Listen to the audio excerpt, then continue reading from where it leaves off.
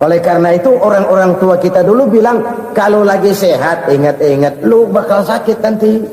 Kalau lagi kaya ingat-ingat satu saat kita bakal jatuh miskin. Bahkan kalau lagi muda ingat-ingat kita bakal tua. Dan yang terpenting, kalau lagi hidup ingat-ingat kita bakal mati. Saudara-saudara kaum muslimin rahimakumullah. Jadi yang kedua yang merupakan perbendaharaan surga, menyembunyikan musibah. Saudara-saudara kaum muslimin rahimakumullah. Hal ketiga yang merupakan perbendaharaan surga adalah wasilatur rahmi. Orang yang suka bersilaturahmi.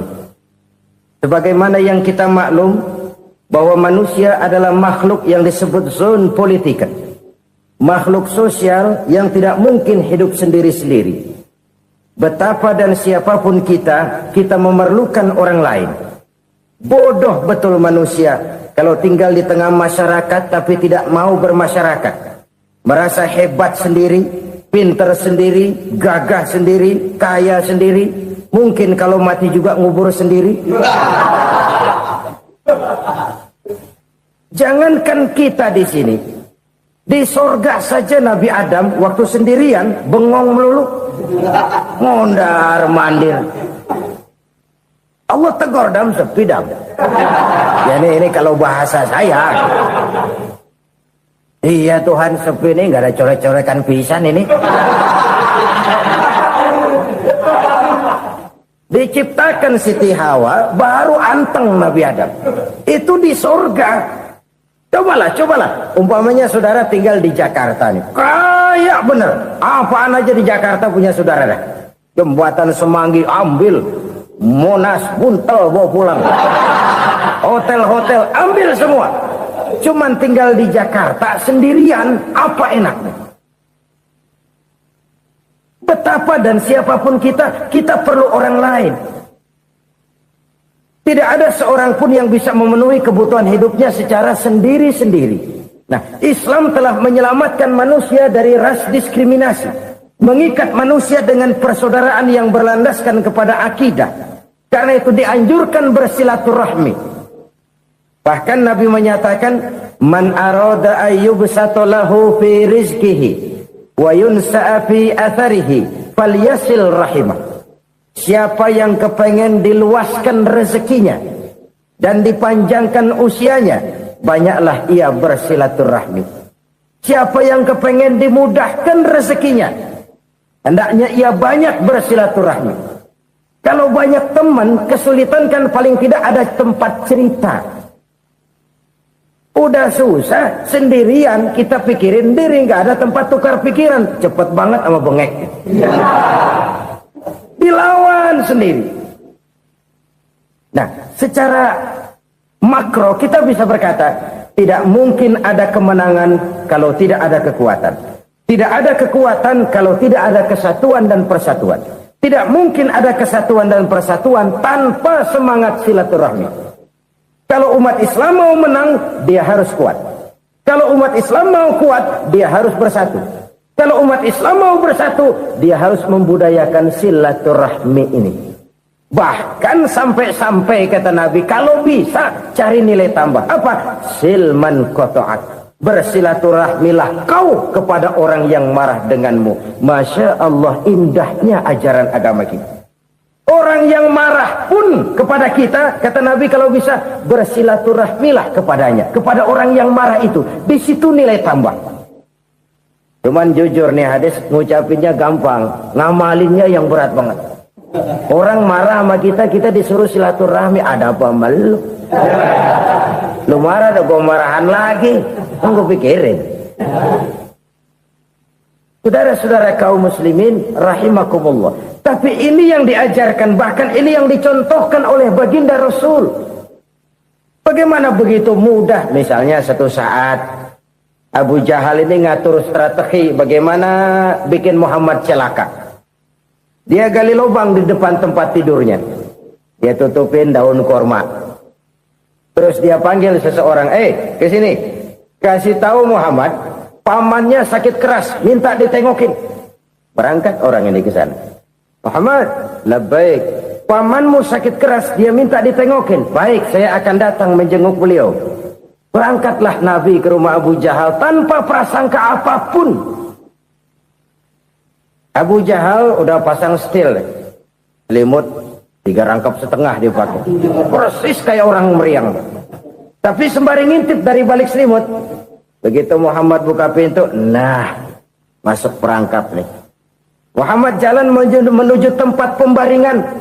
Makin lama makin dekat, makin lama makin dekat, makin dekat ke lubang yang dipasang oleh Abu Jahal itu. Dalam hati Abu Jahal, terus dah jatuh, mampus dah lo ini. Mampus lo hari ini. Apa yang terjadi? Malaikat Jibril datang. Muhammad, pamanmu cuma pura-pura sakit. Di depan tempat tidurnya ada lubang perangkap supaya kamu jatuh ke situ. Sudah, kamu pulang. Balik kanan Nabi. Sudah hampir jatuh ke lubang, balik kanan, pulang. Bayangin kecewanya Abu Jahal. Muhammad dikit lagi, Muhammad dikit lagi. Enggak paman, saya pulang aja. Emosi bangun dari tempat tidur, enggak sadar kalau lagi pura-pura sakit. Lompat ngejar Nabi, dia lupa dengan lubang yang dia gali. Usrak, nyemplung sendiri ke dalam lubang.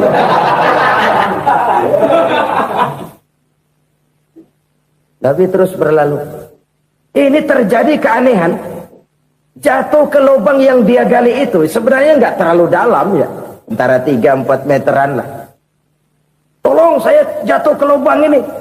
Datanglah pelayan-pelayannya itu. Angkat saya dari sini. Oh, yang ngulurin tambang. 1 gulung, belum juga nyampe itu tambah. Kurang, beli lagi ke warung. Sambung, ulur lagi, nggak juga bisa sampai. Wah, ini kerjaan Muhammad ini. Tolong, siapa salah seorang kamu ke rumah Muhammad, kasih tahu encangnya kecebur. Minta ditolongin. Sampaikan kepada Rasul. Kenapa? Pamanmu jatuh ke lubang, Muhammad minta tolong diangkatin. Tambang udah nyambung-nyambung nggak nyampe juga. Ya, nanti saya datang, saya tolong. Coba. Nyata-nyata orang berniat jahat mau mencelakakan dia. Datang dia menolong. Ini yang disebut air tuba dibalas air susu ya ini. Bukan sebaliknya. Air tuba dibalas air susu. Paman, kecebur ya? Iya Muhammad, tolong ini. Pegang tangan saya. Nabi ulurkan tangannya. Nyampe. Dipegang oleh Abu Jahal. Diangkat ke atas. Sampai atas. Apa kata Abu Jahal? Sihirmu memang hebat Muhammad. Udah ditolongin dikata sihir. Yang enak kita kemplang kan itu orang begitu. Urusan apa? Tapi inilah akhlak. Kalau bisa kamu bersilaturahmilah dengan orang yang marah kepadamu sekalipun. Orang marah kita tetap baik. So, kalau kita berbuat baik sama orang yang memang baik, rasanya sih biasa-biasa aja. Orang baik kita baik lagi. Ya draw aja, belum ada nilai tambah di situ. Baru ada nilai tambah kalau kita bisa berbuat baik kepada orang yang nyakitin kita. Itu namanya kita setingkat di atas dia. Dia sakitin kita, kita berbuat baik sama dia. Dia pelit sama kita, kita baik sama dia. Dia marahin kita, kita deketin dia. Di situ kita punya nilai tambah. Jadi siapa yang ingin diluaskan rezekinya kata Nabi dan dipanjangkan umurnya, hendaklah ia banyak-banyak bersilaturahmi. Sederhana sebenarnya silaturahmi, tapi silaturahmi membangkitkan semangat kesatuan dan persatuan. Kesatuan dan persatuan melahirkan kekuatan. Dalam matematika 1 ditambah 1 pasti 2. Tapi di tengah masyarakat 1 orang takut ditambah 1 orang takut, hasilnya jadi 2 orang setengah berani. Kenapa setengah berani? Karena udah berdua. Tadi pan takut sendirian. Kalau dia kumpul turu-turu takut lah jadi berani. Kita yang lemah, kita yang tidak berdaya, kita yang miskin, kalau mau kompak bersatu, apa yang nggak bisa kita kerjain? Apalagi tinggal di kota besar, pilihan cuma 2. Bertahan atau minggir. Bertahan atau minggir. Untuk bisa bertahan harus mampu bersaing. Untuk mampu bersaing harus punya keahlian. Keahlian harus ditunjang dengan pendidikan, ditambah oleh kekompakan sebagai umat. Udah miskin mencar mulu, orang injek gitu. Orang nggak pandang urusan apa malu. Oleh karena itu silaturahmi pada hakikatnya merupakan ruh dari ukhuwah yang diajarkan oleh agama kita. Bagaimana Islam menyelamatkan masyarakat manusia dari ras diskriminasi, mengikat manusia, dan tidak ada persaudaraan yang lebih indah selain persaudaraan yang diikat dengan nilai-nilai akidah. Sepanjang orang di jalan Allah, itulah saudara kita. Keluar dia dari jalan Allah, selesailah persaudaraan sampai di situ. Karena itu, kalau ingin menyimpan sesuatu di surga, banyaklah bersilaturahmi. Datang ke rumah ini, datang ke rumah itu, dan lain sebagainya. Itu simpanan kita di akhirat nanti. Ini yang ketiga. Saudara-saudara, yang keempat, perbendaharaan surga itu apa? Wa qawlu la hawla wa la quwwata illa billah. Ucapan la haula wa la quwwata illa billah. Ibadah kan ada yang berat, modalnya besar. Bangun masjid berat, modalnya besar. Bangun rumah sakit berat, modalnya besar. Ada ibadah yang berat tapi modalnya ringan. Misalnya puasa. Puasa itu berat, mengendalikan nafsu. Kalau sekedar nggak makan nggak minum sih enteng, mengendalikan nafsu itu jihad terbesar. Tapi kan modalnya ringan, cuma niat saja. Ini ibadah berat, modalnya ringan. Ada ibadah yang ringan, modalnya juga enteng. Seperti termasuk ucapan la haula wa la quwwata illa billah. Tanpa sadar, la haula wa la quwwata illa billah, nyelengin tuh di surga. Nyelengin, kita nggak terasa, nyelengin simpenan akhirat. La haula wa la quwwata illa billah, nyimpan lagi. Kaget, la haula wa la quwwata illa billah, nyimpan lagi. Banyak simpenan. Walaupun sebenarnya yang dimaksud di sini adalah kesadaran batin bahwa tidak ada daya dan kekuatan kecuali Allah. Itu intinya. Kita memulai pekerjaan disunahkan baca bismillah, kan begitu? Apa itu? Kesadaran moral bahwa ini saya bisa kerjakan. Saya kerjakan ini dengan menyebut nama Allah. Kenapa? Kalau Allah tidak memberikan daya dan kekuatan, mana mampu saya kerjakan ini. Maka saya kerjakan ini dengan menyebut nama Allah. Bismillah. Kesadaran moral. Manusia hanya wajib berusaha, tapi nggak pernah wajib berhasil. Banyak hal-hal yang kalau kita renungkan secara rasio nggak mungkin, tapi jadi kenyataan. La haula wa la quwwata illa billah. Tidak ada daya dan kekuatan kecuali bagi Allah semata-mata. Kesadaran moral akan kelemahan dan keterbatasan makhluk bernama manusia. Kadang kita kagum dengan otak, tapi kita sering lupa sama yang bikin otak.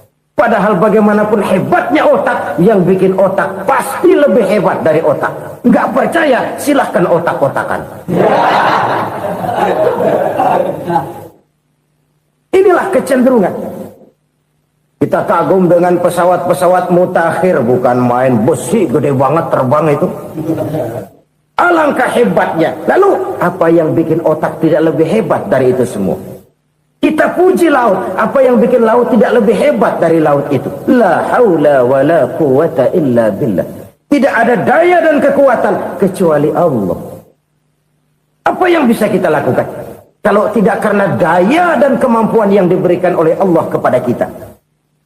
Lahirlah sikap tawadu, rendah hati, tidak melonjak menjadi angkuh dan sombong, sadar akan kelemahan dan keterbatasan diri sebagai makhluk yang diciptakan oleh Allah Subhanahu wa taala. Jadi satu sisi ini ucapan yang berpahala, la haula, jadi wiridan. Pada sisi lain ini kesadaran moral, sikap mental, kesadaran batin bahwa yang punya daya dan kekuatan itu cuma Allah. Kita nggak pantas untuk sombong, sebab sombong itu pakaiannya Allah. Kita nggak sedang pakai pakaian Allah, kegedean. Dan makin kita renungi, makin terbentur. Apa sih yang bisa kita sombongin? Kita mau sombong apa? Kaya? Pintar? Itu kan semua relatif. Di atas langit masih ada langit lagi. Jadi oleh karenanya, marilah kita menyadari Manusia hanya wajib berusaha, tapi tidak pernah wajib berhasil. Yang berusaha saja tidak wajib berhasil, apalagi yang tidak berusaha. Islam bukan agama orang pemalas yang selesai sholat lalu ngelohom, nggelenggem ayem-ayem. Tapi Islam bukan agama orang sombong yang setelah berusaha lalu tidak memerlukan Allah. Kita bisa saja bikin proyeksi, tahun sekian kita bakal panen besar menurut perhitungan otak. Tapi ada kejadian lain. Apa? Tikus ngambek. Habis itu dimakanin tikus, panen gagal. Proyeksi rasional gagal oleh tikus-tikus yang ngambek itu. Bisa saja terjadi. Tahun depan kita panen besar. Urung. Kenapa? Musim panas panjang. Dan sekarang ini koran-koran bikin berita musim mengalami penyelewengan. Bukan cuma manusia yang nyeleweng sekarang. Musim pakai nyeleweng. Mestinya kan musim hujan udah selesai. Masih hujan-hujan juga. Musim. Nah sekarang kita boleh bikin proyeksi. Kita bakal panen besar. Tahu-tahu musim panas panjang. Sawah retak, air kering. Cari teknokrat yang paling botak. Suruh pendekin tuh musim panas. La haula wa la quwata illa billah. Inilah kesadaran moral. Saudara, saya teringat satu saat ada seorang konglomerat. Umurnya ya kira-kira 70-an. Satu saat dia ditanya oleh wartawan, "Pak, umur Bapak berapa sih?" "Ya paling 10 tahun." 10 tahun? 10 tahun? Anak Bapak berapa orang? Aduh. Satu saja? Satu. Harta Bapak berapa? Ya paling-paling bangsa 7 juta kali. 7 juta? Iya. Pak, kenapa Bapak bohongi saya? Bapak punya buku biografi. Koran-koran, majalah-majalah banyak memuat cerita riwayat hidup Bapak. Saya tahu umur Bapak 70. Kenapa bilang cuma 7 tahun? Saya tahu anak Bapak 8. Kenapa cuma bilang 1? Saya tahu harta Bapak miliaran, mungkin triliunan. Pabrik di mana-mana, bank di mana-mana. Kenapa bilang uang Bapak cuma 7 juta? Nah, kata si konglomerat tadi, kamu benar, nak, kamu benar. Umur saya kalau jumlahnya memang 70, nak. Cuman ingat-ingat saya, baru 7 tahun terakhir ini saya sujud. Baru 7 tahun terakhir ini saya berusaha dekat dengan Allah. Saya laksanakan perintahnya, saya jauhi larangannya. 7 tahun inilah rasanya yang ada nilainya di hadapan Allah. Yang 63 tahun matong, kelabu, kelem umur gue. Habis untuk maksiat, untuk munkar. Maka ketika ditanya tadi, umur saya 7 tahun itu. Oh begitu Pak. Oh iya. Lalu anak Pak. Anak Bapak kan 8. Kenapa bilang cuma 1? Nah, kalau jumlah hitungannya memang anak saya 8. Tapi dari 8 orang ini rasanya cuma 1 nih. Yang bakal jadi buah hati, belahan jantung. Pelanjut cerita, penerus sejarah. Bakal jadi anak soleh yang akan mendoakan saya. Cuma 1 rasanya anak saya ini yang bakal jadi buah hati saya. Besar-besaran saya. Yang akan mendoakan di kubur saya. Yang akan mendoakan di akhirat saya. Yang 7 orang mana? Masya Allah, yang atu tenggeng, yang atu nyekek botol mulu, yang atu nggak karu-karuan. Makanya saya bilang 1 anak saya yang akan bisa mendoakan saya. Oh begitu Pak. Iya. Nah harta Pak, harta Bapak kan triliunan. Pabrik Bapak di mana-mana. Uang Bapak hampir di tiap bank-bank besar. Kenapa bilang cuma 7 juta? Betul kau nak. Harta saya kalau jumlahnya memang miliaran, triliunan mungkin. Tapi yang saya ingat baru 7 juta tuh yang saya belanjakan di jalan Allah. Saya nyumbang masjid, saya santuni yatim piatu, saya bantu pembangunan pesantren, saya bantu pembangunan rumah sakit Islam. Itu yang akan saya bawa pulang ke akhirat, yang 7 juta itu. Yang triliunan itu nanti akan direbutkan oleh anak-anak saya sebagai waris saya.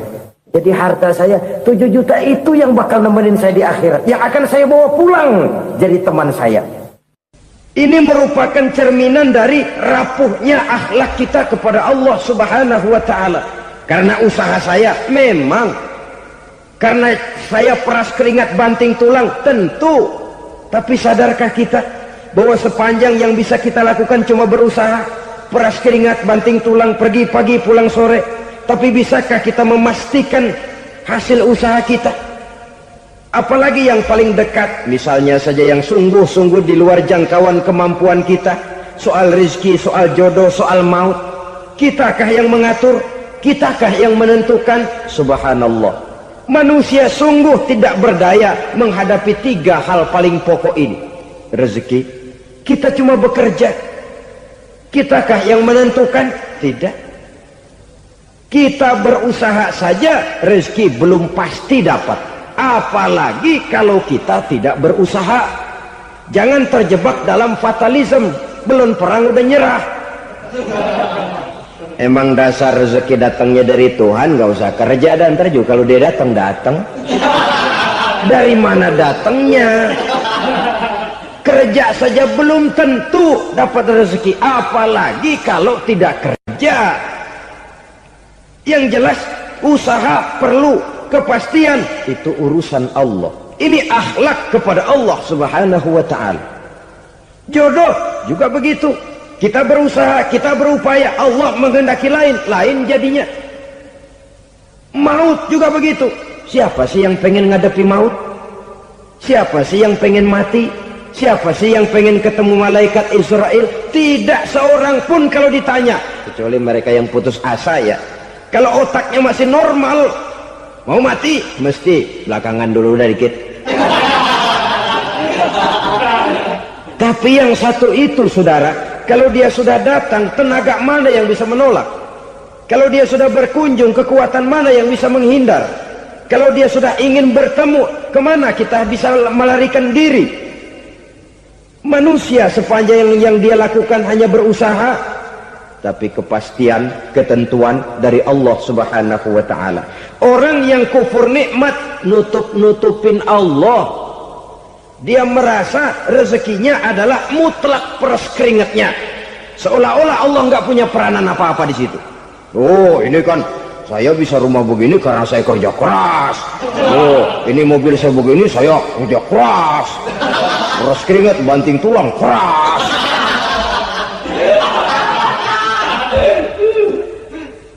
Saudara-saudara kaum muslimin rahimahkumullah. Jadi menutupi Allah. Akibatnya nanti kalau dia berhasil, Allah ketutupan.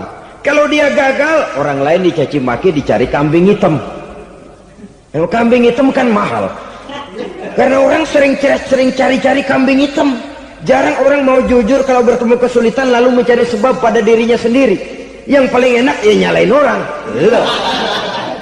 Lo begitu. Orang lain yang paling enak kita salahin.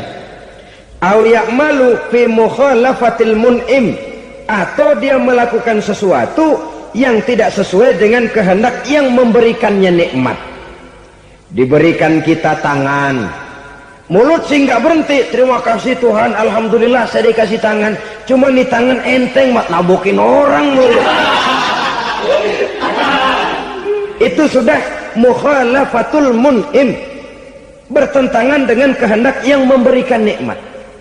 Diberikan harta, mulutnya mah basah, terima kasih Tuhan, alhamdulillah dikasih harta, tapi pelitnya minta ampun, kikir koret medit. Ini juga termasuk kufur nikmat, mempergunakan suatu nikmat bertentangan dengan kehendak daripada yang memberikan nikmat itu sendiri. Saudara-saudara kaum muslimin rahimakumullah, oleh karenanya kufur iman memang lebih bahaya daripada kufur nikmat. Tapi jangan lupa, kufur nikmat bisa menyeret orang kepada kufur iman. Nah kalau Allah udah dialingin, Tuhan sudah dinomor duain, lama-lama kenapa dia tidak mendewakan dirinya sendiri, mendewakan pangkatnya, mendewa-dewakan otaknya, mendewa-dewakan kemampuannya?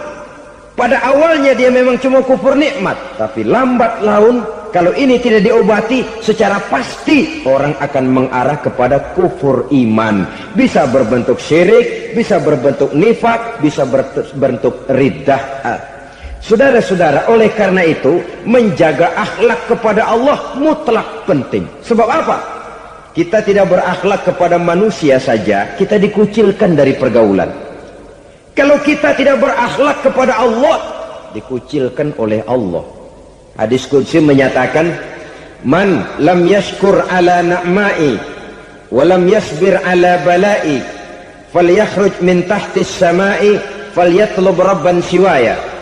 Kata Allah, siapa orang yang tidak mau bersyukur terhadap nikmat yang aku berikan kepadanya dan tidak mau sabar terhadap ujian yang aku berikan kepadanya, falyakhruj min tahtis samai, persilahkan saja keluar dari kolong langitku, waliyatlub rabban siwaya, tolong cari Tuhan lain selain daripada aku. Murka Allah, diusir, cuman gak kedengeran aja.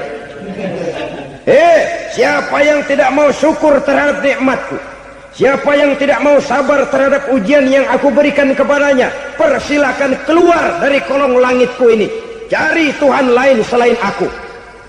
Nah, langit Tuhan yang punya, Tuhan kita lawan, diusir dari kolong langit, mau pindah ke kolong mana?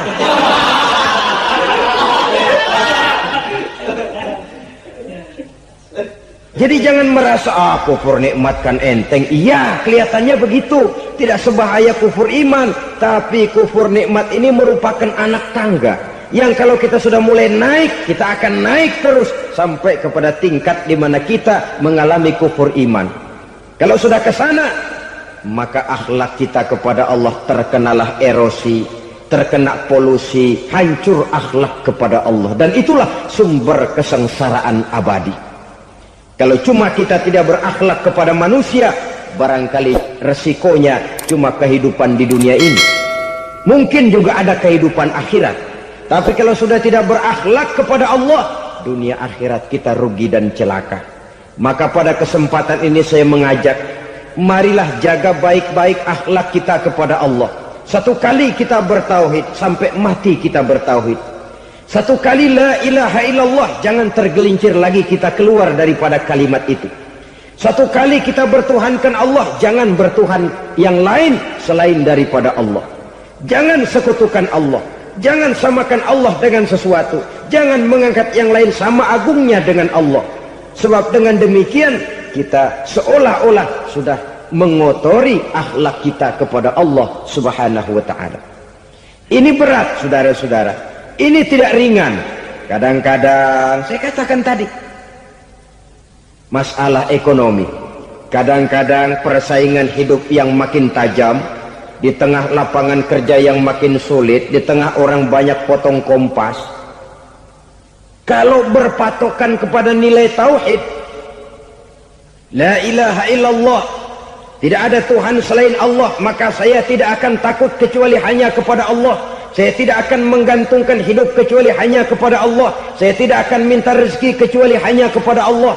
Kadang-kadang situasi yang nekat membuat kita kehilangan keseimbangan, kehilangan pertimbangan, picik pandangan. Akibatnya kita merusak akhlak kepada Allah subhanahu wa ta'ala. Ironinya kan orang sekarang kalau ditanya, lu nyolong ya? Iya. Kok berani? Emang. Lu nggak tahu Tuhan lihat? Tahu.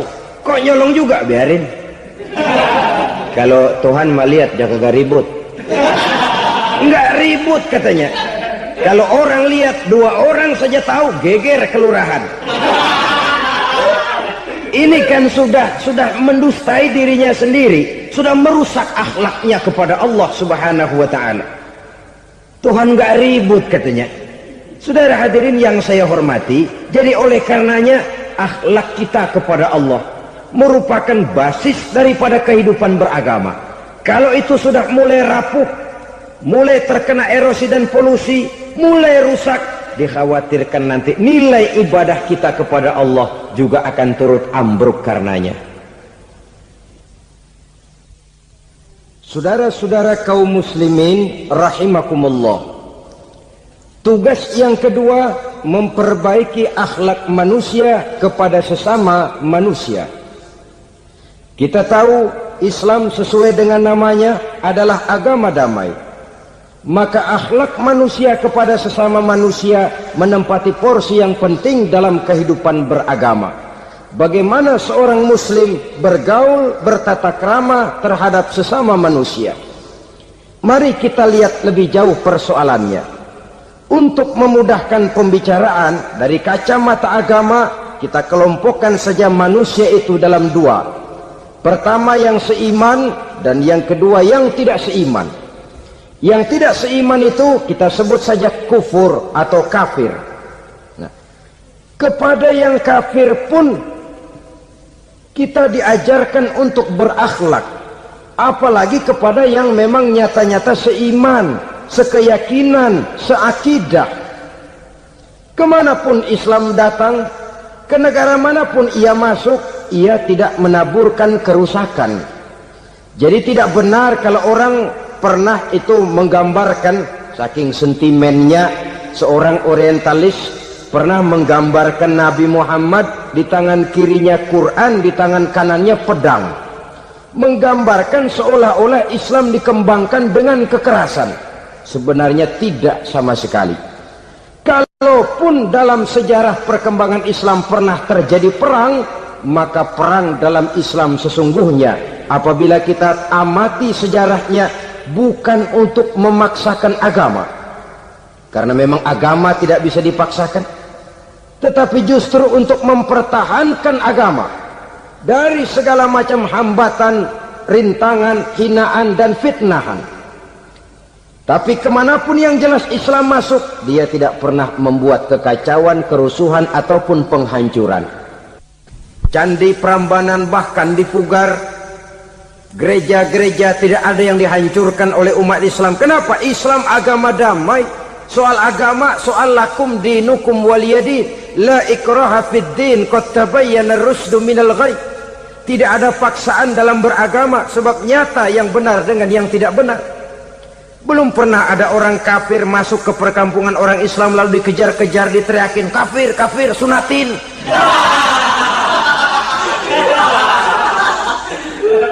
Belum pernah. Kenapa? Islam menghormati orang lain agama. Nah, yang kafir ini macam-macam, saudara. Ada kafir harbi. Nah, ini kafir kerok. Ini kafir yang nyata-nyata memproklamirkan permusuhan kepada umat Islam, nyata-nyata mengganggu ketenangan umat Islam. Kafir yang seperti ini yang boleh diperangi. Misalnya kita mau sembahyang Jumat dijagain, nggak boleh sembahyang Jumat, getok palanya. Kafir harbi artinya tantangan perang datang dari mereka, bukan kita yang mulai. Mereka yang buka front. Prinsipnya umat Islam tidak boleh mencari-cari musuh, tapi pun tidak boleh lari kalau ketemu musuh.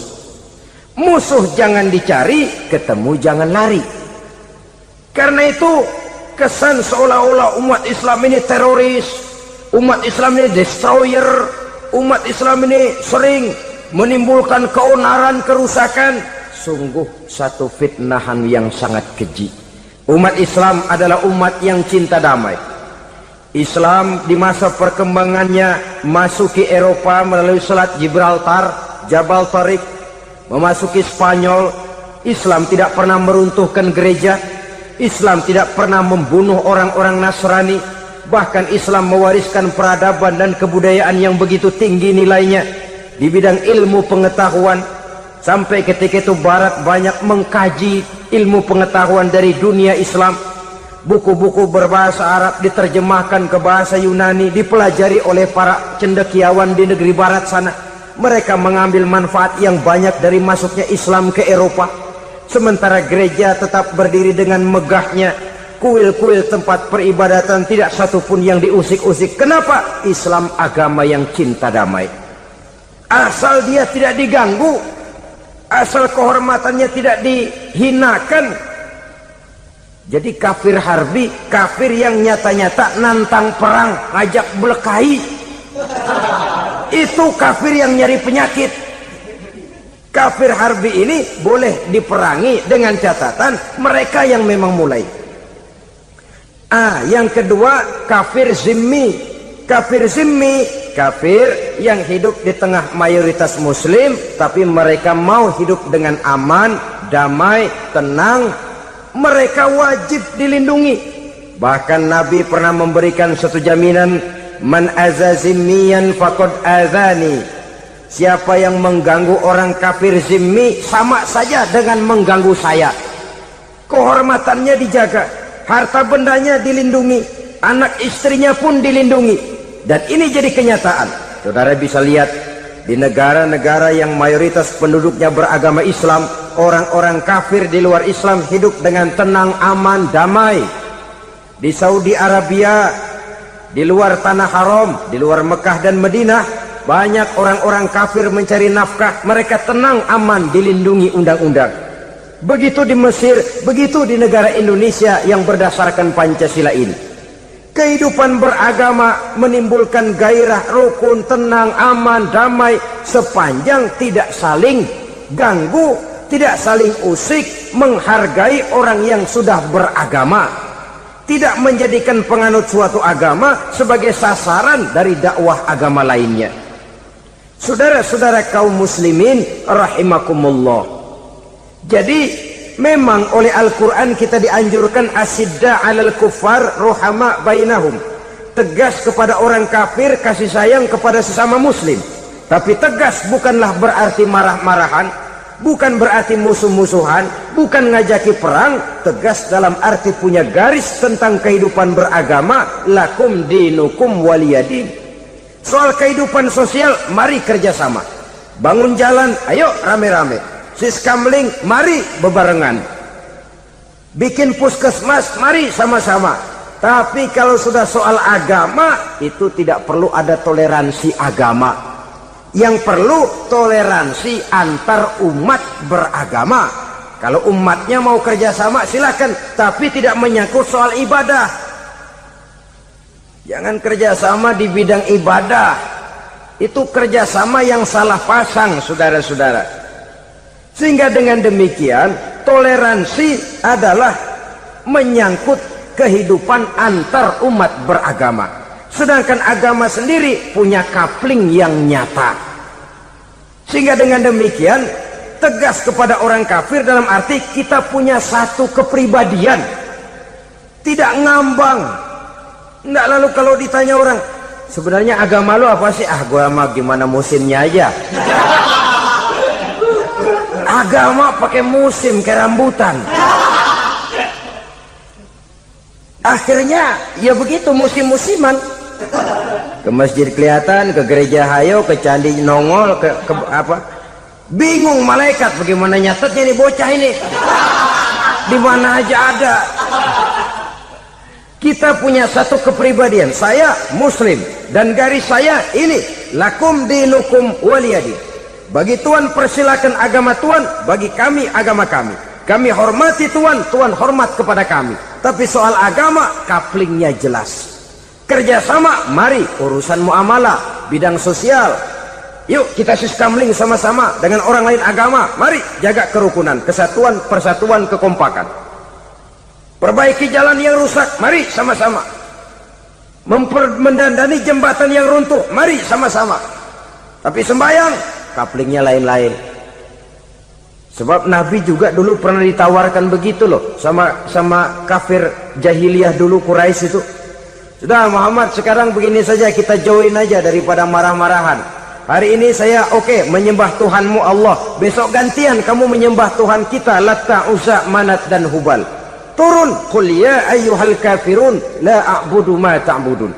Soal ibadah kaplingnya jelas, tidak boleh dicampur adukkan. Saudara-saudara, adapun maunah, keistimewaan yang diberikan Allah kepada hamba-hambanya yang belum sampai kepada tingkat wali. Tapi orang itu lebih banyak kebaikannya daripada kesalahannya. Umpamanya, saudara jalan bertiga di pinggir jalan. Saudara ada pada posisi di tengah, lalu bertiga ini ketabrak mobil. Menurut perhitungan saudara mati lebih dahulu. Tapi terjadi hal yang aneh, dua teman saudara mati, saudara malah cuma luka dan lecet sedikit saja. Apa itu? Kalau kita lebih banyak kebaikannya daripada kesalahannya, itu yang dinamakan ma'unah, pertolongan yang diberikan Allah kepada hamba-hambanya yang lebih banyak kebaikannya daripada kesalahannya.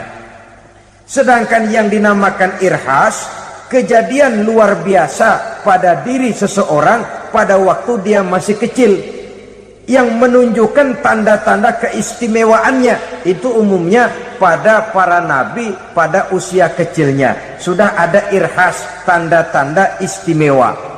Jelas baik mukjizat, karomah, maunah maupun irhas berbeda dengan sihir. Sihir ini jelas saja merupakan bantuan dan persekutuan antara manusia dengan setan. Padahal setan, kata Allah dalam Al-Quran, innahu lakum aduwwum mubin, sesungguhnya setan bagi kamu adalah musuh yang sangat jelas. Saudara-saudara kaum muslimin rahimakumullah, di zaman sekarang dalam menghadapi beban kehidupan yang makin pelik, menghadapi stres yang tidak kunjung selesai, menghadapi persoalan-persoalan yang teramat berat, orang sering mencari jalan keluar kepada hal-hal yang menurut pendapatnya bisa meringankan beban moralnya itu. Pergilah dia mencari sesuatu yang dapat meringankan bebannya. Dan tidak jarang yang jatuh ke pangkuan tukang-tukang tenung, ke pangkuan tukang-tukang sihir, yang mereka itu oleh Quran dijelaskan kadzabal munajjimun walau sodaku. Tukang-tukang tenung, tukang-tukang sihir, mereka itu bohong walaupun benar. Maksudnya bohong walaupun benar, artinya kalau yang mereka kerjakan benar, itu sih kebenaran. Benar dengan kebenaran itu lain. Kebenaran, kebetulan bisa, tapi tidak untuk selalu. Apalagi kalau itu sudah membahayakan kehidupan orang lain. Jadi oleh karena itu Nabi berpesan, jauhilah daripada sihir. Kalau sudah jauhilah dari sihir, artinya ya jauhilah daripada mempelajarinya, jauhilah daripada bergaul dengan orang-orang yang ahli di bidang itu, karena dari pergaulan segalanya bisa menular. Ini merupakan cerminan dari rapuhnya akhlak kita kepada Allah Subhanahu wa taala. Karena usaha saya memang, karena saya peras keringat banting tulang, tentu. Tapi sadarkah kita bahwa sepanjang yang bisa kita lakukan cuma berusaha, peras keringat banting tulang, pergi pagi pulang sore. Tapi bisakah kita memastikan hasil usaha kita? Apalagi yang paling dekat, misalnya saja yang sungguh-sungguh di luar jangkauan kemampuan kita, soal rezeki, soal jodoh, soal maut. Kitakah yang mengatur? Kitakah yang menentukan? Subhanallah. Manusia sungguh tidak berdaya menghadapi 3 hal paling pokok ini. Rezeki, kita cuma bekerja. Kitakah yang menentukan? Tidak. Kita berusaha saja, rezeki belum pasti dapat. Apalagi kalau kita tidak berusaha. Jangan terjebak dalam fatalisme. Belum perang udah nyerah. Emang dasar rezeki datangnya dari Tuhan, gak usah kerja, dan ntar juga kalau dia datang. Dari mana datangnya? Kerja saja belum tentu dapat rezeki, apalagi kalau tidak kerja. Yang jelas usaha perlu kepastian, itu urusan Allah. Ini akhlak kepada Allah Subhanahu wa taala. Jodoh juga begitu. Kita berusaha, kita berupaya, Allah menghendaki lain jadinya. Maut juga begitu. Siapa sih yang pengen ngadepi maut? Siapa sih yang pengen mati? Siapa sih yang pengen ketemu malaikat Israel? Tidak seorang pun kalau ditanya, kecuali mereka yang putus asa ya. Kalau otaknya masih normal, mau mati mesti belakangan dulu udah dikit. Tapi yang satu itu, saudara, kalau dia sudah datang, tenaga mana yang bisa menolak? Kalau dia sudah berkunjung, kekuatan mana yang bisa menghindar? Kalau dia sudah ingin bertemu, kemana kita bisa melarikan diri? Manusia sepanjang yang dia lakukan hanya berusaha, tapi kepastian, ketentuan dari Allah Subhanahu wa taala. Orang yang kufur nikmat nutup-nutupin Allah. Dia merasa rezekinya adalah mutlak peras keringatnya. Seolah-olah Allah nggak punya peranan apa-apa di situ. Oh, ini kan saya bisa rumah begini karena saya kerja keras. Oh, ini mobil saya begini saya kerja keras. Peras keringat, banting tulang, keras.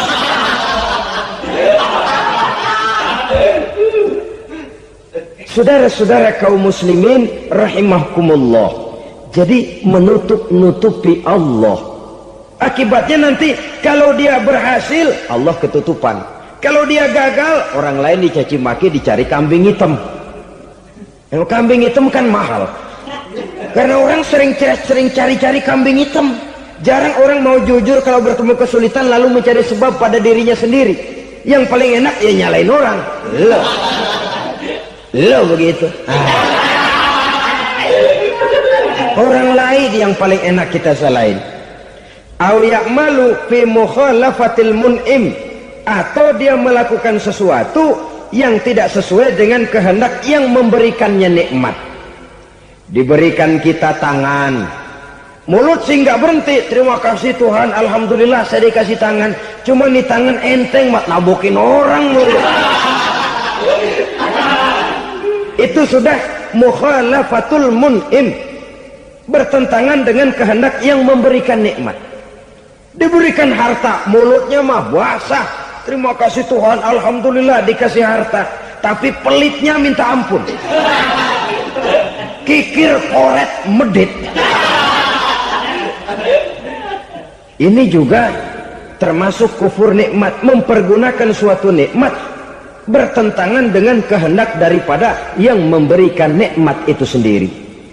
Saudara-saudara kaum muslimin rahimakumullah, oleh karenanya kufur iman memang lebih bahaya daripada kufur nikmat. Tapi jangan lupa, kufur nikmat bisa menyeret orang kepada kufur iman. Nah kalau Allah udah dialingin, Tuhan sudah dinomor duain, lama-lama kenapa dia tidak mendewakan dirinya sendiri, mendewakan pangkatnya, mendewa-dewakan otaknya, mendewa-dewakan kemampuannya? Pada awalnya dia memang cuma kufur nikmat, tapi lambat laun kalau ini tidak diobati, secara pasti orang akan mengarah kepada kufur iman. Bisa berbentuk syirik, bisa berbentuk nifak, bisa berbentuk riddah. Saudara-saudara, oleh karena itu menjaga akhlak kepada Allah mutlak penting. Sebab apa? Kita tidak berakhlak kepada manusia saja, kita dikucilkan dari pergaulan. Kalau kita tidak berakhlak kepada Allah, dikucilkan oleh Allah. Hadis qudsi menyatakan, man lam yashkur ala na'mai wa lam yasbir ala balai falyakhruj min tahtis samai falyatlub rabban siwaya. Kata Allah, siapa orang yang tidak mau bersyukur terhadap nikmat yang aku berikan kepadanya dan tidak mau sabar terhadap ujian yang aku berikan kepadanya, falyakhruj min tahtis samai, persilahkan saja keluar dari kolong langitku, waliyatlub rabban siwaya, tolong cari Tuhan lain selain daripada aku. Murka Allah, diusir, cuman gak kedengeran aja. Siapa yang tidak mau syukur terhadap nikmatku, siapa yang tidak mau sabar terhadap ujian yang aku berikan kepadanya, persilahkan keluar dari kolong langitku ini, cari Tuhan lain selain aku. Nah, langit Tuhan yang punya, Tuhan kita lawan, diusir dari kolong langit, mau pindah ke kolong mana?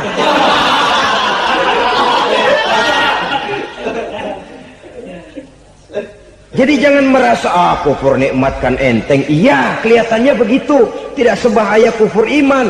Tapi kufur nikmat ini merupakan anak tangga yang kalau kita sudah mulai naik, kita akan naik terus sampai kepada tingkat di mana kita mengalami kufur iman.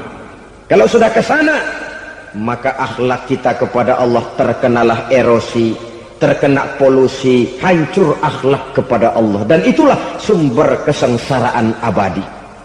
Kalau cuma kita tidak berakhlak kepada manusia, barangkali resikonya cuma kehidupan di dunia ini. Mungkin juga ada kehidupan akhirat. Tapi kalau sudah tidak berakhlak kepada Allah, dunia akhirat kita rugi dan celaka. Maka pada kesempatan ini saya mengajak, marilah jaga baik-baik akhlak kita kepada Allah. Satu kali kita bertauhid, sampai mati kita bertauhid. Satu kali la ilaha illallah, jangan tergelincir lagi kita keluar daripada kalimat itu. Satu kali kita bertuhankan Allah, jangan bertuhan yang lain selain daripada Allah. Jangan sekutukan Allah, jangan samakan Allah dengan sesuatu, jangan mengangkat yang lain sama agungnya dengan Allah. Sebab dengan demikian kita seolah-olah sudah mengotori akhlak kita kepada Allah Subhanahu wa ta'ala. Ini berat, saudara-saudara. Ini tidak ringan. Kadang-kadang saya katakan tadi, masalah ekonomi, kadang-kadang persaingan hidup yang makin tajam, di tengah lapangan kerja yang makin sulit, di tengah orang banyak potong kompas. Kalau berpatokan kepada nilai tauhid, la ilaha illallah, tidak ada Tuhan selain Allah, maka saya tidak akan takut kecuali hanya kepada Allah. Saya tidak akan menggantungkan hidup kecuali hanya kepada Allah. Saya tidak akan minta rezeki kecuali hanya kepada Allah.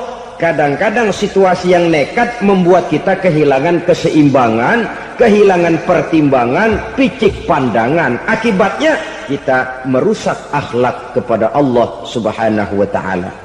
Ironinya kan orang sekarang kalau ditanya, lu nyolong ya? Iya. Kok berani? Emang. Lu nggak tahu Tuhan lihat? Tahu. Kok nyolong juga? Biarin. Kalau Tuhan mah lihat, jangan gak ribut. Nggak ribut katanya. Kalau orang lihat, 2 orang saja tahu, geger kelurahan. Ini kan sudah mendustai dirinya sendiri, sudah merusak akhlaknya kepada Allah Subhanahu wa ta'ala. Tuhan nggak ribut katanya. Saudara hadirin yang saya hormati, jadi oleh karenanya akhlak kita kepada Allah merupakan basis daripada kehidupan beragama. Kalau itu sudah mulai rapuh, mulai terkena erosi dan polusi, mulai rusak, dikhawatirkan nanti nilai ibadah kita kepada Allah juga akan turut ambruk karenanya. Saudara-saudara kaum muslimin rahimakumullah, tugas yang kedua, memperbaiki akhlak manusia kepada sesama manusia. Kita tahu Islam sesuai dengan namanya adalah agama damai.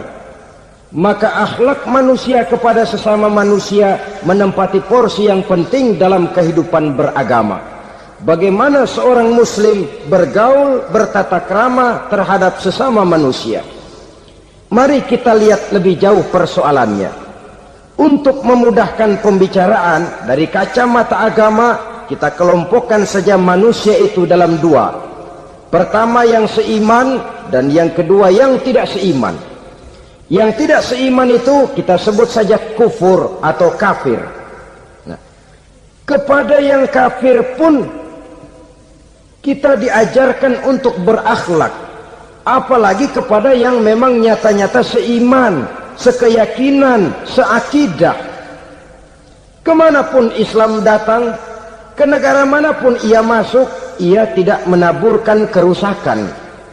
Jadi tidak benar kalau orang pernah itu menggambarkan, saking sentimennya seorang orientalis pernah menggambarkan Nabi Muhammad di tangan kirinya Quran, di tangan kanannya pedang, menggambarkan seolah-olah Islam dikembangkan dengan kekerasan. Sebenarnya tidak sama sekali.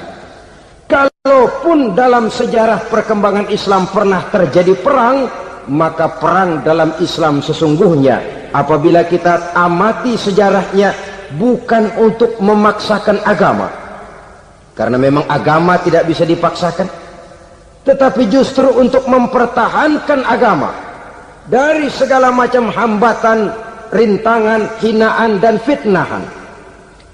Tapi kemanapun yang jelas Islam masuk, dia tidak pernah membuat kekacauan, kerusuhan ataupun penghancuran. Candi Prambanan bahkan dipugar, gereja-gereja tidak ada yang dihancurkan oleh umat Islam. Kenapa? Islam agama damai. Soal agama, soal lakum dinukum waliyadin, la ikraha fid din, qad tabayyana ar-rusdu minal ghayy. Tidak ada paksaan dalam beragama, sebab nyata yang benar dengan yang tidak benar. Belum pernah ada orang kafir masuk ke perkampungan orang Islam lalu dikejar-kejar, diteriakin kafir, kafir, sunatin.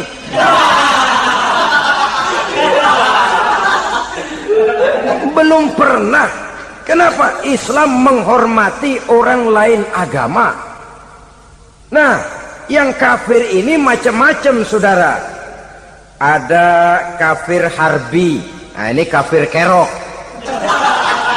Ini kafir yang nyata-nyata memproklamirkan permusuhan kepada umat Islam. Nyata-nyata mengganggu ketenangan umat Islam. Kafir yang seperti ini yang boleh diperangi. Misalnya kita mau sembahyang Jumat dijagain. Nggak boleh sembahyang Jumat, getok palanya. Kafir harbi artinya tantangan perang datang dari mereka, bukan kita yang mulai. Mereka yang buka front. Prinsipnya umat Islam tidak boleh mencari-cari musuh, tapi pun tidak boleh lari kalau ketemu musuh. Musuh jangan dicari, ketemu jangan lari. Karena itu kesan seolah-olah umat Islam ini teroris, umat Islam ini destroyer, umat Islam ini sering menimbulkan keonaran, kerusakan. Sungguh satu fitnahan yang sangat keji. Umat Islam adalah umat yang cinta damai. Islam di masa perkembangannya masuki Eropa melalui Selat Gibraltar, Jabal Tariq, memasuki Spanyol. Islam tidak pernah meruntuhkan gereja. Islam tidak pernah membunuh orang-orang Nasrani. Bahkan Islam mewariskan peradaban dan kebudayaan yang begitu tinggi nilainya di bidang ilmu pengetahuan. Sampai ketika itu Barat banyak mengkaji ilmu pengetahuan dari dunia Islam. Buku-buku berbahasa Arab diterjemahkan ke bahasa Yunani, dipelajari oleh para cendekiawan di negeri Barat sana. Mereka mengambil manfaat yang banyak dari masuknya Islam ke Eropa. Sementara gereja tetap berdiri dengan megahnya. Kuil-kuil tempat peribadatan tidak satupun yang diusik-usik. Kenapa? Islam agama yang cinta damai. Asal dia tidak diganggu, asal kehormatannya tidak dihinakan. Jadi kafir harbi, kafir yang nyata-nyata nantang perang, ngajak berkelahi. Itu kafir yang nyari penyakit. Kafir harbi ini boleh diperangi dengan catatan mereka yang memang mulai.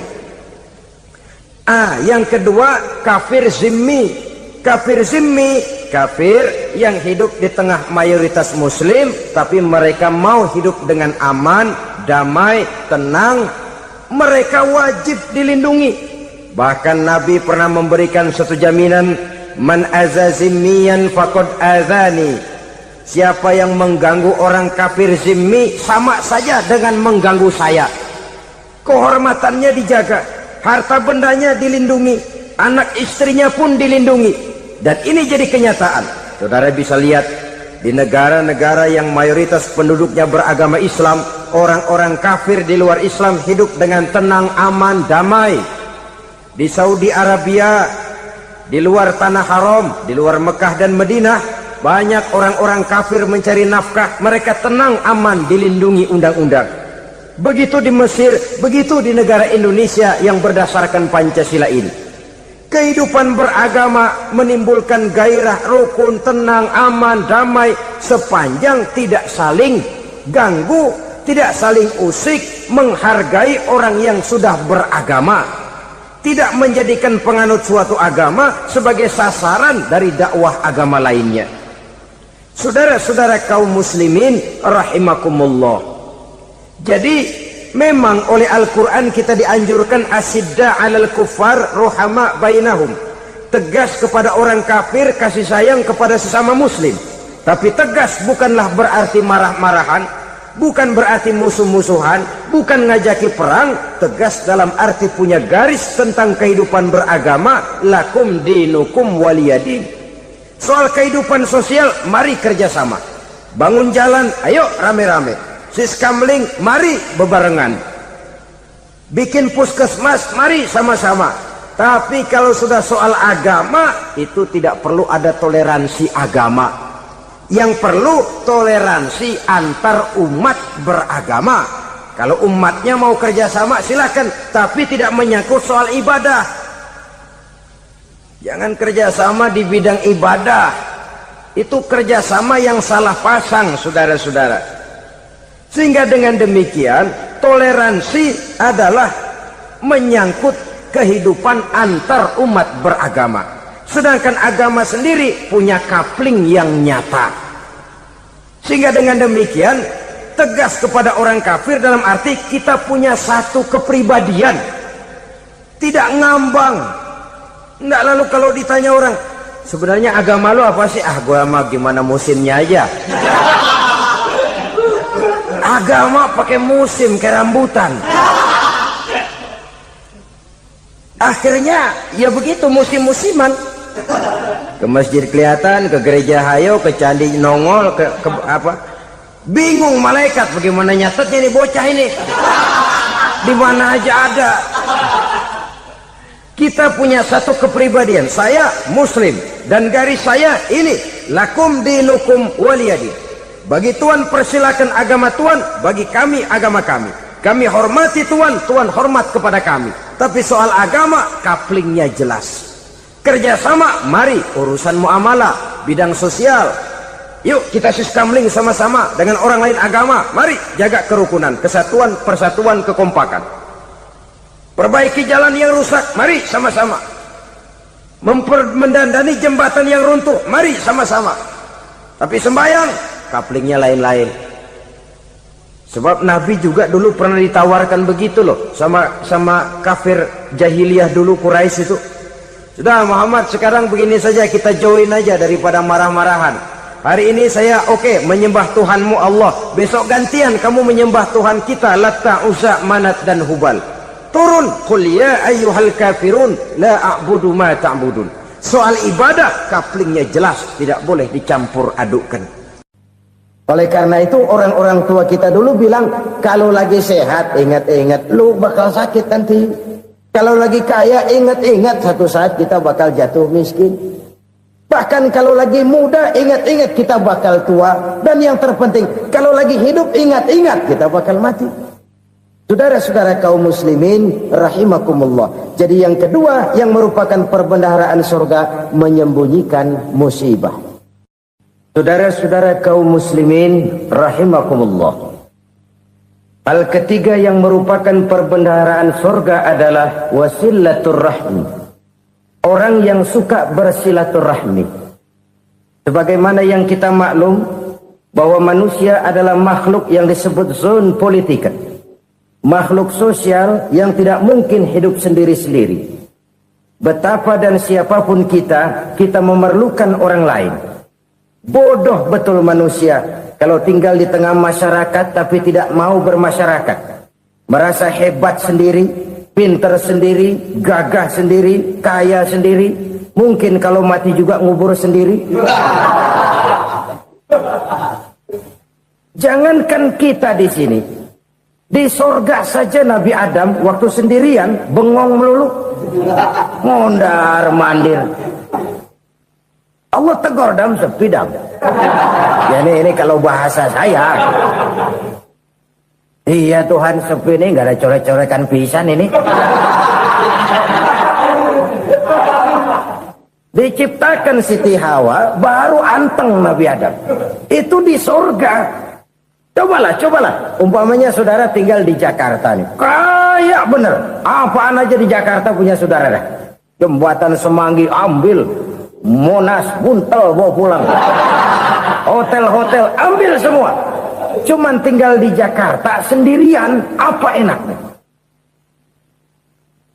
Betapa dan siapapun kita perlu orang lain. Tidak ada seorang pun yang bisa memenuhi kebutuhan hidupnya secara sendiri-sendiri. Nah, Islam telah menyelamatkan manusia dari ras diskriminasi. Mengikat manusia dengan persaudaraan yang berlandaskan kepada akidah. Karena itu dianjurkan bersilaturahmi. Bahkan Nabi menyatakan, man arada ayyubsata lahu fi rizqihi wa yunsa'a fi atharihi falyasil rahimah. Siapa yang kepengen diluaskan rezekinya dan dipanjangkan usianya, banyaklah ia bersilaturahmi. Siapa yang kepengen dimudahkan rezekinya, hendaknya ia banyak bersilaturahmi. Kalau banyak teman, kesulitan kan paling tidak ada tempat cerita. Udah susah, sendirian, kita pikirin diri, nggak ada tempat tukar pikiran. Cepet banget sama bengek. Dilawan sendiri. Nah, secara makro kita bisa berkata, tidak mungkin ada kemenangan kalau tidak ada kekuatan. Tidak ada kekuatan kalau tidak ada kesatuan dan persatuan. Tidak mungkin ada kesatuan dan persatuan tanpa semangat silaturahmi. Kalau umat Islam mau menang, dia harus kuat. Kalau umat Islam mau kuat, dia harus bersatu. Kalau umat Islam mau bersatu, dia harus membudayakan silaturahmi ini. Bahkan sampai-sampai kata Nabi, kalau bisa cari nilai tambah. Apa? Silman qata'at. Bersilaturahmilah kau kepada orang yang marah denganmu. Masya Allah, indahnya ajaran agama kita. Orang yang marah pun kepada kita, kata Nabi, kalau bisa bersilaturahmilah kepadanya, kepada orang yang marah itu. Di situ nilai tambah. Cuman jujur nih hadis, ngucapinnya gampang, ngamalinnya yang berat banget.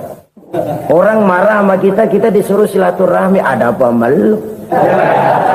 Lu marah, ada gua marahan lagi. Tunggu pikirin.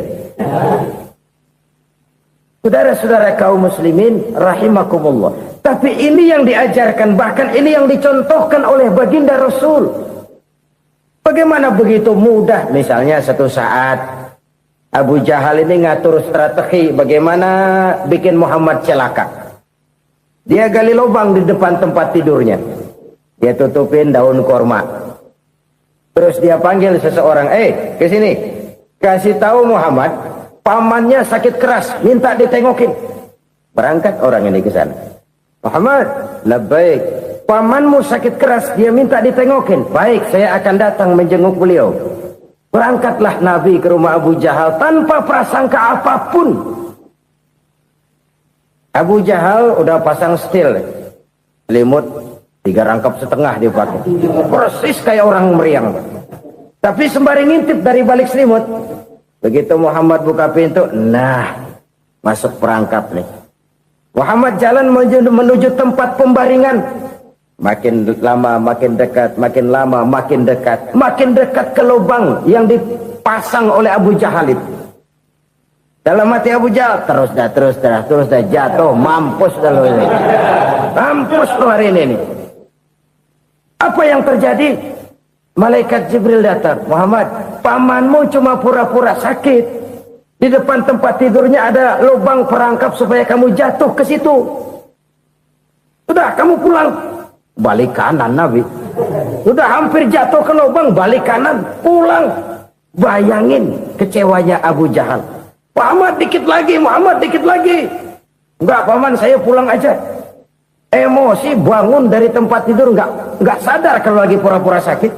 Lompat ngejar Nabi, dia lupa dengan lubang yang dia gali. Pusrak, nyemplung sendiri ke dalam lubang.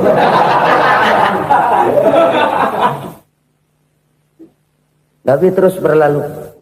Ini terjadi keanehan. Jatuh ke lubang yang dia gali itu sebenarnya nggak terlalu dalam ya, antara 3-4 meteran lah. Tolong, saya jatuh ke lubang ini. Datanglah pelayan-pelayannya itu. Angkat saya dari sini. Oh, yang ngulurin tambang. Satu gulung, belum juga nyampe itu tambang. Kurang, beli lagi ke warung. Sambung, ulur lagi, nggak juga bisa sampai. Wah, ini kerjaan Muhammad ini. Tolong, siapa salah seorang kamu ke rumah Muhammad, kasih tahu encangnya kecebur. Minta ditolongin. Sampaikan kepada Rasul. Kenapa? Pamanmu jatuh ke lubang, Muhammad minta tolong diangkatin. Tambang udah nyambung-nyambung nggak nyampe juga. Ya, nanti saya datang, saya tolong. Coba. Nyata-nyata orang berniat jahat mau mencelakakan dia. Datang dia menolong. Ini yang disebut air tuba dibalas air susu ya ini. Bukan sebaliknya. Air tuba dibalas air susu. Paman, kecebur ya? Iya Muhammad, tolong ini. Pegang tangan saya. Nabi ulurkan tangannya. Nyampe. Dipegang oleh Abu Jahal, diangkat ke atas. Sampai atas, apa kata Abu Jahal? Sihirmu memang hebat Muhammad. Udah ditolongin dikata sihir. Yang enak kita kemplang kan itu orang begitu. Urusan abang. Tapi inilah akhlak. Kalau bisa kamu bersilaturahmilah dengan orang yang marah kepadamu sekalipun. Orang marah kita tetap baik. So, kalau kita berbuat baik sama orang yang memang baik, rasanya sih biasa-biasa aja. Orang baik kita baik lagi, ya draw aja, belum ada nilai tambah di situ. Baru ada nilai tambah kalau kita bisa berbuat baik kepada orang yang nyakitin kita. Itu namanya kita setingkat di atas dia. Dia sakitin kita, kita berbuat baik sama dia. Dia pelit sama kita, kita baik sama dia. Dia marahin kita, kita deketin dia. Di situ kita punya nilai tambah. Jadi siapa yang ingin diluaskan rezekinya, kata Nabi, dan dipanjangkan umurnya, hendaklah ia banyak-banyak bersilaturahmi. Sederhana sebenarnya silaturahmi, tapi silaturahmi membangkitkan semangat kesatuan dan persatuan. Kesatuan dan persatuan melahirkan kekuatan. Dalam matematika 1 ditambah 1 pasti 2. Tapi di tengah masyarakat, 1 orang takut ditambah 1 orang takut, hasilnya jadi 2 orang setengah berani. Kenapa setengah berani? Karena udah berdua. Tadi pan takut sendirian. Kalau dia kumpul turu-turu takutlah jadi berani. Kita yang lemah, kita yang tidak berdaya, kita yang miskin, kalau mau kompak bersatu, apa yang nggak bisa kita kerjain? Apalagi tinggal di kota besar, pilihan cuma 2. Bertahan atau minggir. Bertahan atau minggir. Untuk bisa bertahan harus mampu bersaing. Untuk mampu bersaing harus punya keahlian. Keahlian harus ditunjang dengan pendidikan, ditambah oleh kekompakan sebagai umat. Udah miskin mencar mulu, orang injak kita. Orang nggak pandang urusan apa malu. Oleh karena itu, silaturahmi pada hakikatnya merupakan roh dari ukhuwah yang diajarkan oleh agama kita. Bagaimana Islam menyelamatkan masyarakat manusia dari ras diskriminasi, mengikat manusia, dan tidak ada persaudaraan yang lebih indah selain persaudaraan yang diikat dengan nilai-nilai akidah. Sepanjang orang di jalan Allah, itulah saudara kita. Keluar dia dari jalan Allah, selesailah persaudaraan sampai di situ. Karena itu, kalau ingin menyimpan sesuatu di surga, banyaklah bersilaturahmi. Datang ke rumah ini, datang ke rumah itu, dan lain sebagainya. Itu simpanan kita di akhirat nanti. Ini yang ketiga. Saudara-saudara, yang keempat, perbendaharaan surga itu apa? Wa qawlu la hawla wa la quwwata illa billah. Ucapan la hawla wa la quwwata illa billah. Ibadah kan ada yang berat, modalnya besar. Bangun masjid berat, modalnya besar. Bangun rumah sakit berat, modalnya besar. Ada ibadah yang berat, tapi modalnya ringan. Misalnya puasa. Puasa itu berat, mengendalikan nafsu. Kalau sekedar nggak makan nggak minum sih enteng, mengendalikan nafsu. Itu jihad terbesar, tapi kan modalnya ringan, cuma niat saja. Ini ibadah berat, modalnya ringan. Ada ibadah yang ringan, modalnya juga enteng. Seperti termasuk ucapan la haula wa la quwwata illa billah. Tanpa sadar, la haula wa la quwwata illa billah. Nyelengin tuh di surga. Nyelengin, kita nggak terasa. Nyelengin simpenan akhirat. La haula wa la quwwata illa billah. Nyimpan lagi. Kaget, la haula wa la quwwata illa billah, nyimpan lagi, banyak simpanan. Walaupun sebenarnya yang dimaksud di sini adalah kesadaran batin bahwa tidak ada daya dan kekuatan kecuali Allah. Itu intinya.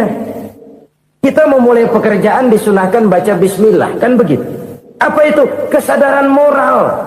Bahwa ini saya bisa kerjakan. Saya kerjakan ini dengan menyebut nama Allah. Kenapa? Kalau Allah tidak memberikan daya dan kekuatan, mana mampu saya kerjakan ini. Maka saya kerjakan ini dengan menyebut nama Allah. Bismillah. Kesadaran moral. Manusia hanya wajib berusaha, tapi nggak pernah wajib berhasil. Banyak hal-hal yang kalau kita renungkan secara rasio nggak mungkin, tapi jadi kenyataan. La haula wala quwata illa billah.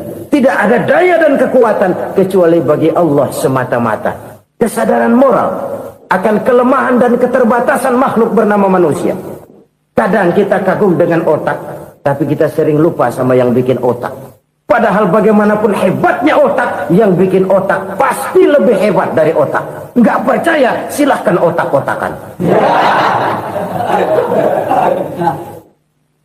Inilah kecenderungan. Kita kagum dengan pesawat-pesawat mutakhir, bukan main, besi gede banget terbang itu. Alangkah hebatnya. Lalu apa yang bikin otak tidak lebih hebat dari itu semua? Kita puji laut, apa yang bikin laut tidak lebih hebat dari laut itu? La haula wala quwata illa billah. Tidak ada daya dan kekuatan kecuali Allah. Apa yang bisa kita lakukan kalau tidak karena daya dan kemampuan yang diberikan oleh Allah kepada kita?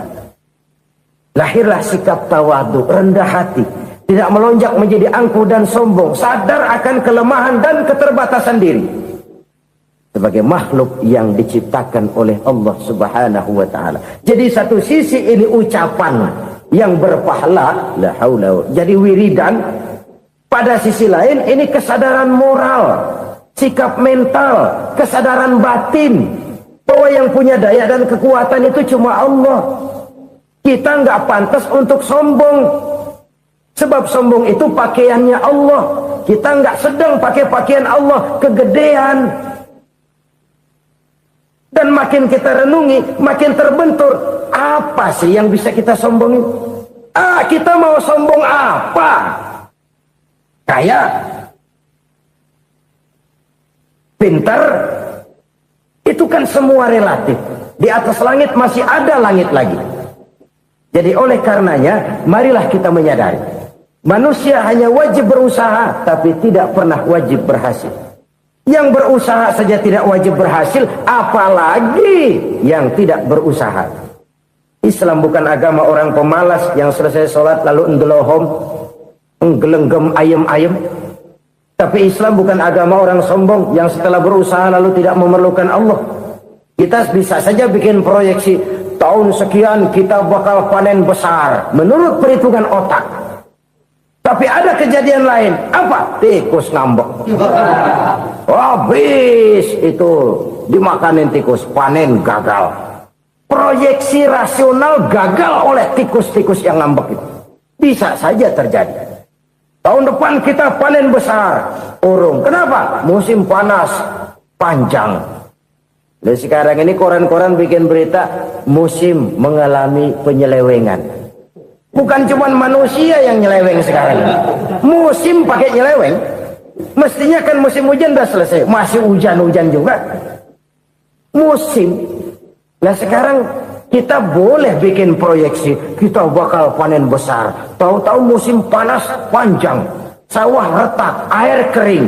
Cari teknokrat yang paling botak, suruh pendekin tuh musim panas. La haula wala quwata illa billah. Inilah kesadaran moral. Saudara, saya teringat satu saat ada seorang konglomerat. Umurnya ya kira-kira 70-an. Satu saat dia ditanya oleh wartawan, "Pak, umur Bapak berapa sih?" "Ya paling 10 tahun." 10 tahun? 10 tahun? Anak Bapak berapa orang? Satu saja? Satu.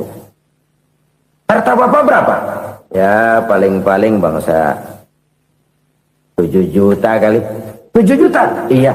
Pak, kenapa Bapak bohongi saya? Bapak punya buku biografi.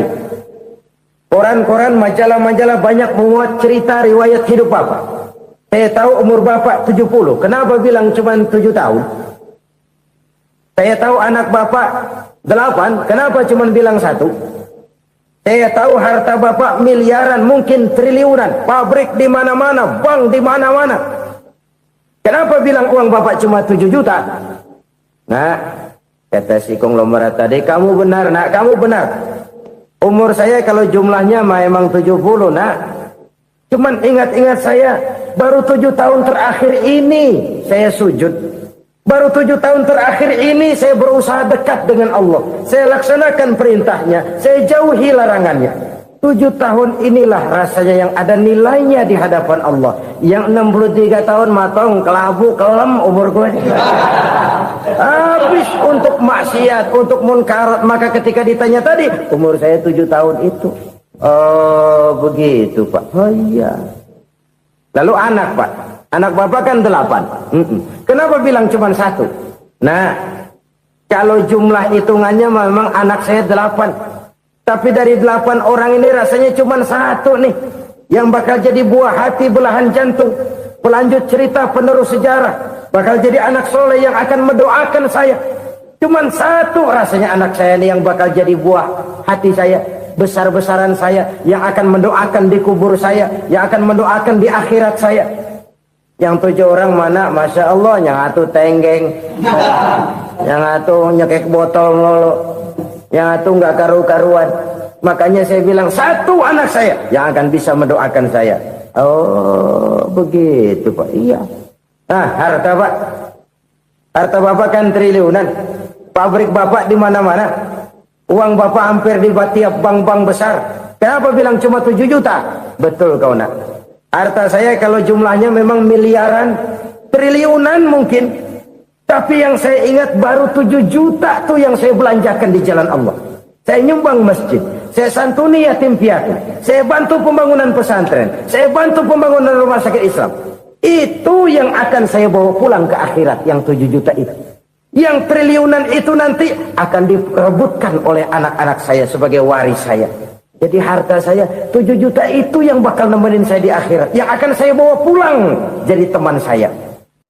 Ini merupakan cerminan dari rapuhnya akhlak kita kepada Allah Subhanahu wa ta'ala. Karena usaha saya memang karena